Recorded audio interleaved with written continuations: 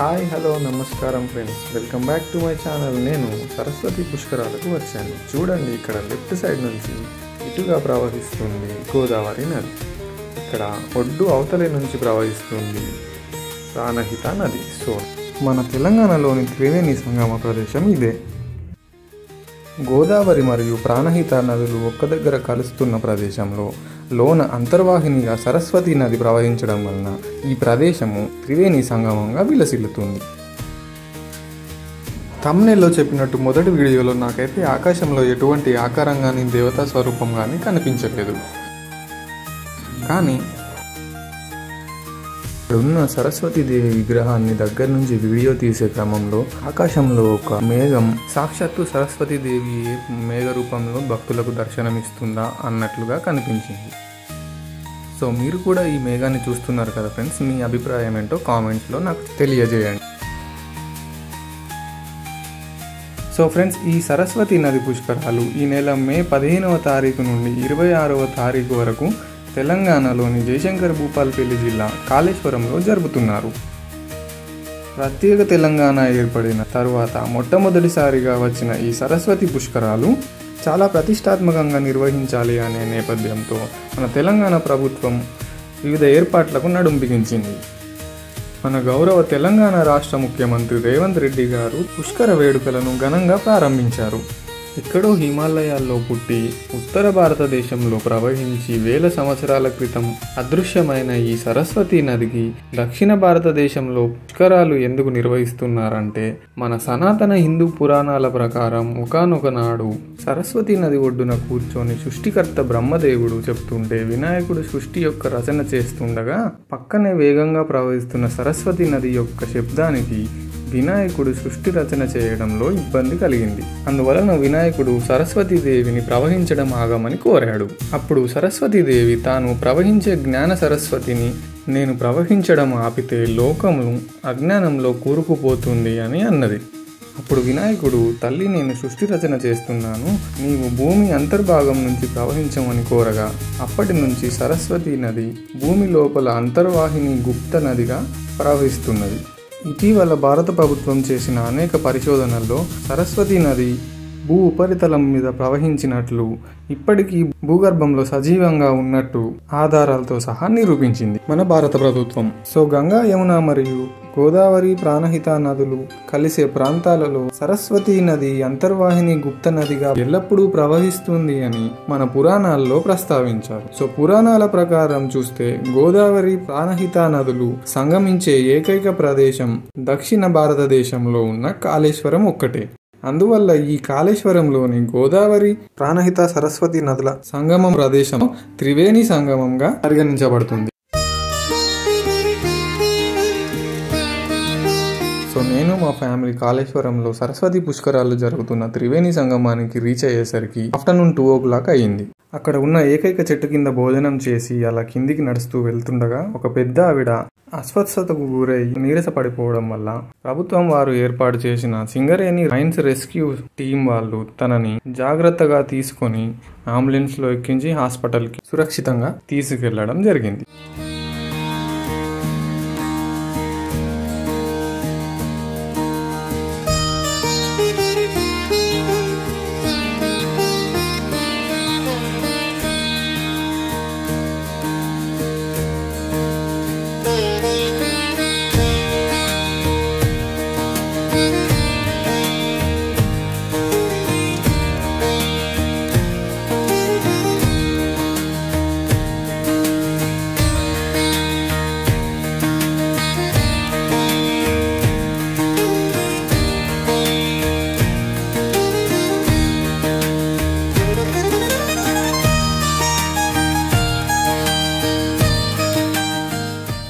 So వాతావరణం చల్లబడిన తర్వాత సుమారు 5 గంటల ప్రాంతంలో మేము బోట్ తీసుకొని నది దాటి యువతల ఒడ్డుకు వచ్చాము. సో ఫ్రెండ్స్, మనం ఇక్కడ గమనించాల్సిన విషయం ఏంటంటే, ఈ సరస్వతి పుష్కరాలు తెలంగాణ మరియు మహారాష్ట్ర బార్డర్లో జరుగుతున్నాయి. ఈ పుష్కరాలకు తెలంగాణ, ఆంధ్ర, మహారాష్ట్ర, ఛత్తీస్గఢ్, ఉత్తరప్రదేశ్ నుంచి కూడా భక్తులు అత్యధికంగా తరలి వస్తున్నారు. సో లిటరల్లీ మనం ఇప్పుడు టెక్నికల్గా తెలంగాణ బార్డర్ దాటుకొని మహారాష్ట్రలోకి వచ్చి సరస్వతి పుష్కరాల పవిత్ర నది స్నానం చేస్తున్నామన్నమాట.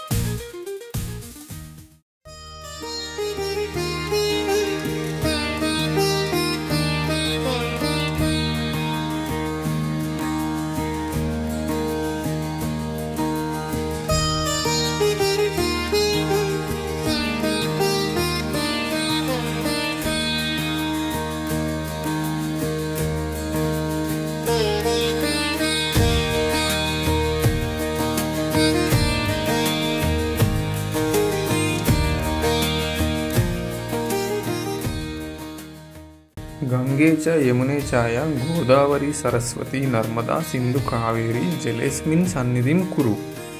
ఓ గంగా యమున గోదావరి సరస్వతి నర్మదా సింధు కావేరి నదులారా, ఈ నీటిలో మీ సన్నిధిని కల్పించుము.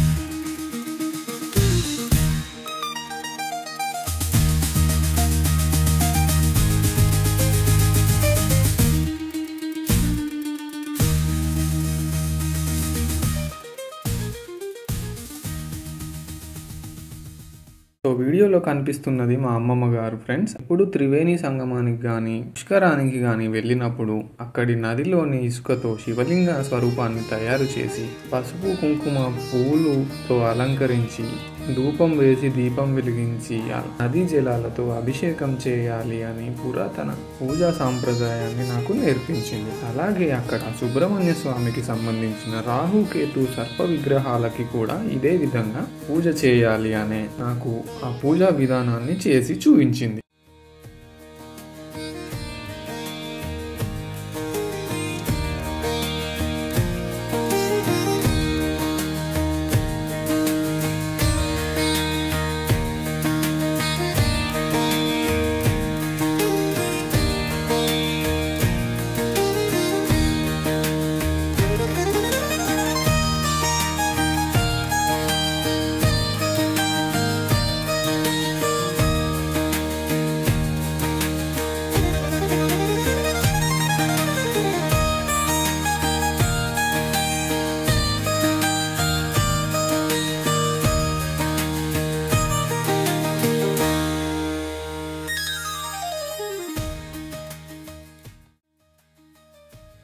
సో దెన్ మా మమ్మీకి ఒక ఫ్యామిలీ పరిచయం అయింది ఫ్రెండ్స్. వాళ్ళని మా మమ్మీ మీరు ఎవరు, ఎక్కడి నుంచి వచ్చారు అని అడిగితే మేము నాస్తికులము అని చెప్పడం జరిగింది.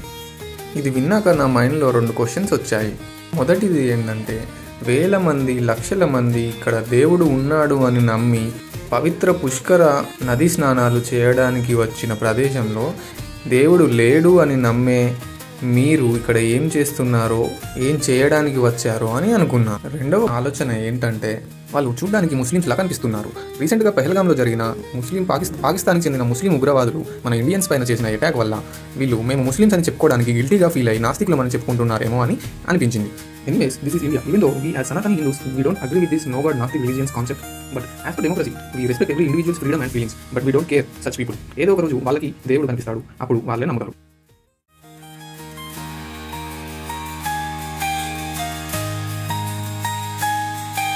సో సూర్యాస్తమయం అవుతుంది ఫ్రెండ్స్. మొత్తానికి మేము పవిత్ర సరస్వతి పుష్కర నది స్నానం పూర్తి చేసుకొని మహారాష్ట్ర ఒడ్డు వైపును ఉన్న మేము బోట్ ఎక్కి తెలంగాణ ఒడ్డుకి వస్తున్నాము.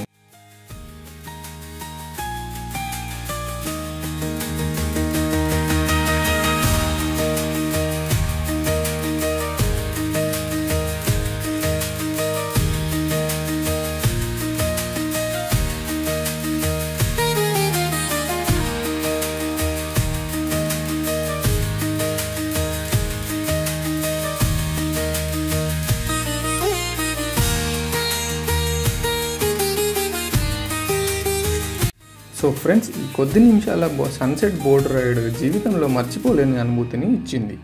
సరస్వతి పుష్కరాలకు వచ్చి ఈ సన్సెట్ బోట్ రైడ్తో ఫుల్ వైబ్ అయితే ఎక్స్పీరియన్స్ అయ్యింది.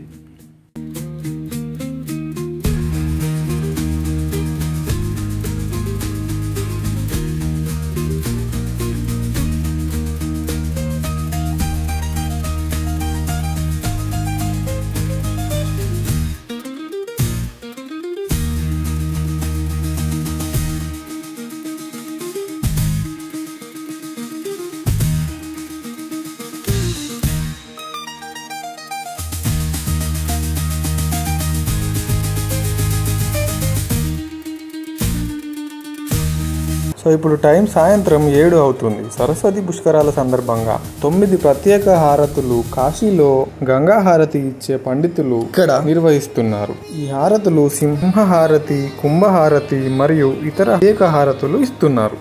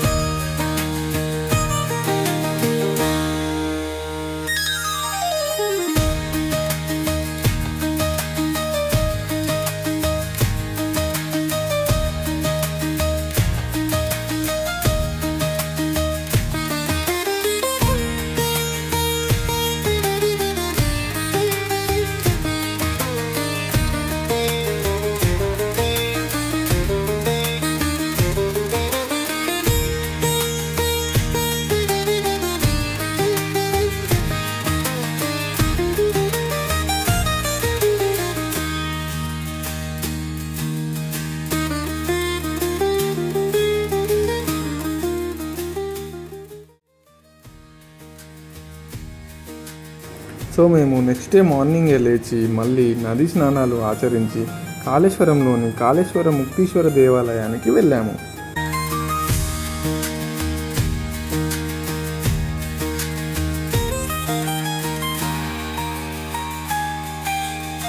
భారతదేశంలో మరెక్కడా లేనటువంటి విధంగా ఒకే పానవట్టంపై 2 శివలింగాలు ఉండడం ఈ ఆలయం యొక్క ప్రత్యేకత.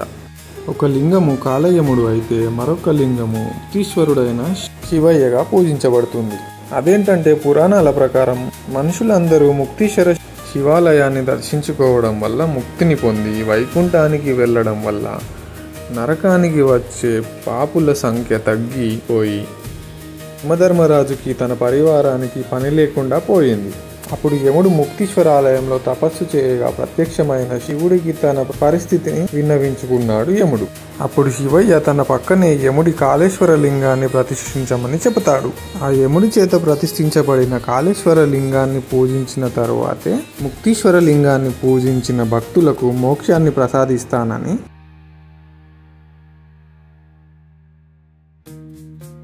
అలా చేయని భక్తులను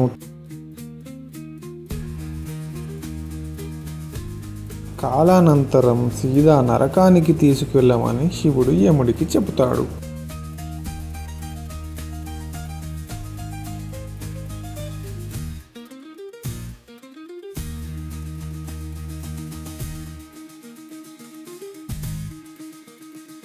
ఈ ఆలయంలో యమకోణం కూడా ఉంటుంది. అందులో నుంచి ప్రవేశించి దిక్సూచి ప్రకారం బయటికి వచ్చి గండదీపాన్ని దర్శించుకున్న వారికి యమదోషం తొలగిపోతుంది.